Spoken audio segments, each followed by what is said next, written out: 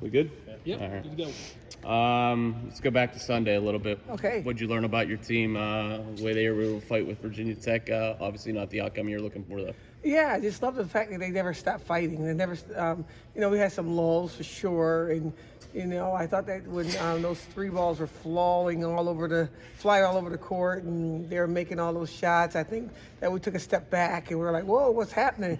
And after they realized that we're in a major battle, they decided to start playing pretty aggressively, and the clock ran out on us. Watching tape, what stood out to you? Just being able to absorb it from a different view. The adjustment wasn't there from the coaching staff. We had to do a better job for sure, and then the fight wasn't there like we usually have on a consistent basis, like the entire game. You saw it in the fourth quarter when I think around the 6-minute mark, we really started flying around the floor and taking opportunities and taking aggressive shots and things like that. In that third quarter, we just kind of watched ourselves get slapped in the face and wow, why does that feel weird? Oh, somebody just slapped you in the face. And that's something that, we watched and I hope we got better in the last couple of days. Coach, you mentioned lulls, whether they be the offensive lulls or defensive lulls. How do you kind of get these girls on this team to not let that happen in a game? Well, I can't coach girls, that's for sure, because that's a problem with them. But for us, we have to decide what we do matter, and if you're going to beat us, you're going to have to take it every single possession. We call it passion every play, and we had them ready. We talked about pound the rock, and they came out ready. But for some reason, they thought that one of the top 20 teams wasn't going to be ready to play or something, because they kind of said, "Oh my goodness, they're fighting back." Of course they're going to fight back because they want it just like we do, and we had to get them better, more prepared. And I think the last couple of days we really got after it. I think we're as prepared as we can be. When you see a common thread with you only have 3 losses, so it's hard to nitpick. But point guard play of the other team and the way they are able to penetrate. Do you see that as a common thread in the losses, and how do you kind of combat that? No, I don't see that a common thread at all. There's some point guards that did beat us, but there's some bigs that got us as well. And once we get on the same page, I think we're a pretty good team. And and one thing about us, it's not about somebody beating us by ourselves. We have a family of people that will put layers out there, and our layers weren't there. Somebody get beat, somebody else shows up. Somebody else get beat, somebody else shows up. We didn't do that. We kind of had that I got mine, you got to get yours kind of mindset. And they didn't say it, but the actions showed it in the film.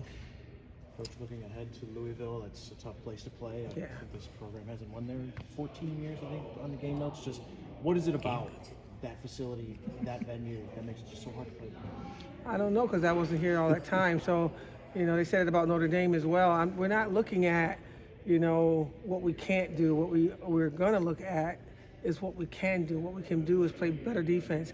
We can take more aggressive offensive shots. We can fly around the floor a little bit better, and and just continue to learn, because we're just touching February right now. We still have about 9-10 more games to play, and we're going to continue to learn lessons. And whether it's going to be at a place that we have a lot of success at, a little bit of success, it's not about that. We'll play you in the park. We just want to learn how to become a better CAP person through the game of basketball, and that's character, academics, and basketball. And I think we'll continue to fly around into the last horn sounds. It's no question, though, that they're atop the conference standings for no apparent reason. You lose a Haley Van Lith, and they're still there. What makes them so potent as a team this year? Don't know.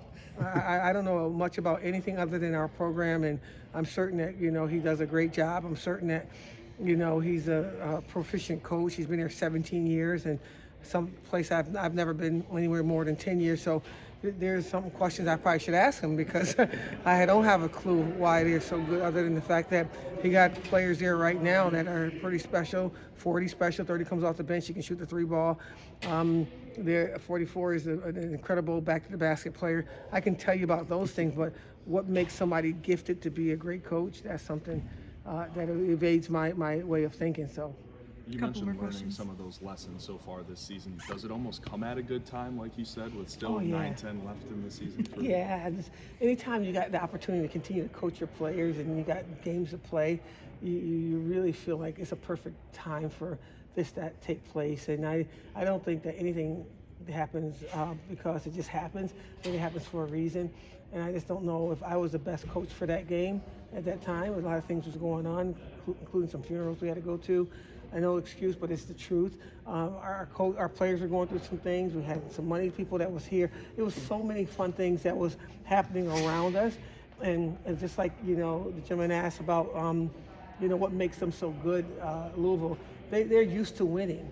We got to remember what winning feels like because we haven't won here in a long time.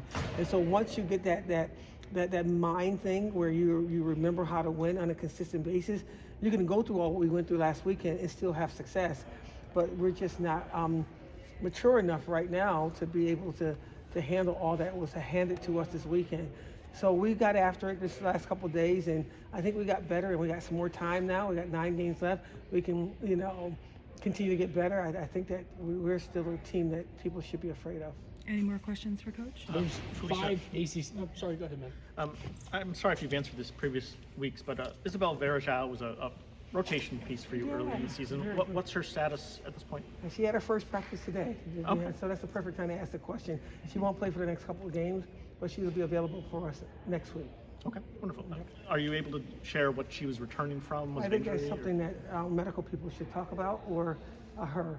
I was excited that she's came out here today and practiced with us. And I tell you one thing, you don't know what you miss until you see it again. And her practice today made me smile from ear to ear. It's good to see her back on the court. 5 ACC teams all really clumped together in the top 25. What do you think that says about the identity of your conference? Oh my God. This is a gauntlet of a conference. We have some amazing coaches, some great players.